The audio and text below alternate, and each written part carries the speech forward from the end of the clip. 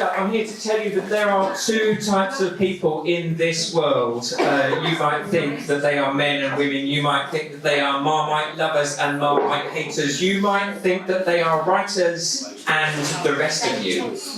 But no, there are mourning people and there are sane people. And to welcome another first timer at Talking Tales with a story set in the morning, please welcome Corinne Dobinson with Broken.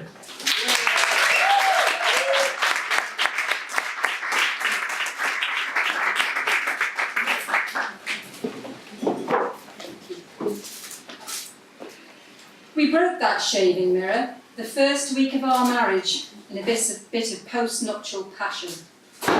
Bob knocked it off the windowsill and it crashed onto the cistern and landed on the bathroom lino. A single crack had appeared, separating one bit from the other. "Oh no, 7 years bad luck," said Bob, putting it back on the windowsill and pulling me close again. We laughed at the time. We meant to replace it, but we never did. In those days, I used to like to watch him shave in the morning. We'd both be naked from bed, me leaning against the bathroom door frame, completely unashamed of my nudity. Quite enjoying it, really. I was proud of my figure then. Bob would lather up in front of the mirror, like a Father Christmas. First he'd shave his left cheek, then his right, being careful not to take too much off his sideburns, then under his chin, and lastly the bit under his nose. The same facial contortions every morning, Father Christmas gradually disappearing. Sometimes he'd wink at me through the mirror and I'd smile back. And sometimes his eyes would move up and down, wandering over my reflection, lingering in certain places. Then I'd laugh and pose like Marilyn Monroe or Brigitte Bardot. "What would you like for Christmas?" I'd say. Over time, the crack in the mirror darkened, making the two pieces more distinct, separate. Gradually, the bathroom doors started being closed in the morning, and I'd spend just that little bit longer in bed. Bob got an electric shaver, and I could hear it buzzing as I lay there. We no longer dashed naked from bedroom to bathroom and back again, but instead covered ourselves up with dressing gowns.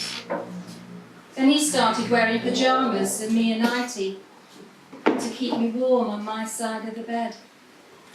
We seemed to share the middle of it less and less often.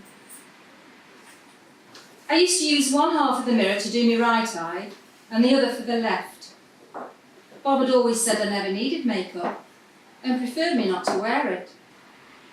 But as his compliments became less frequent, I found myself putting on mascara or plucking my eyebrows in the afternoons before he got home.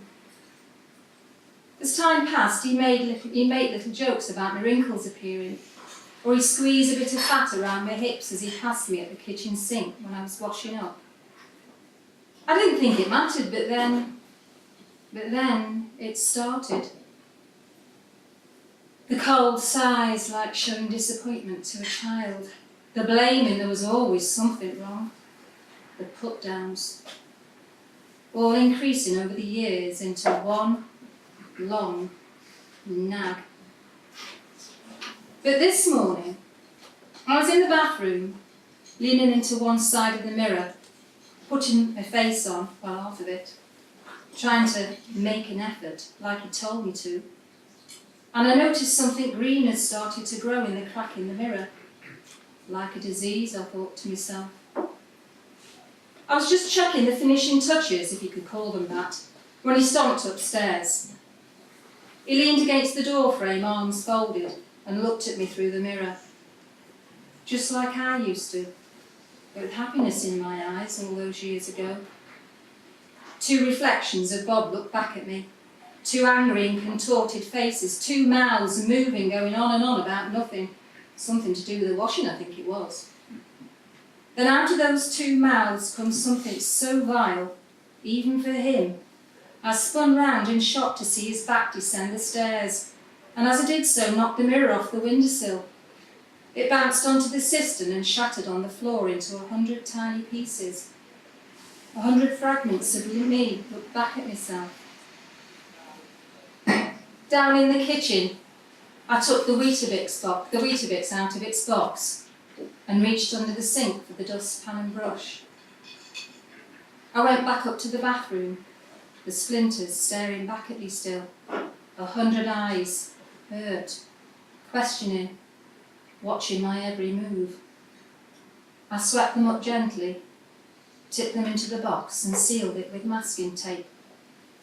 I walked downstairs, out the front door, dropped the last 31 years into the wheelie bin, and I left.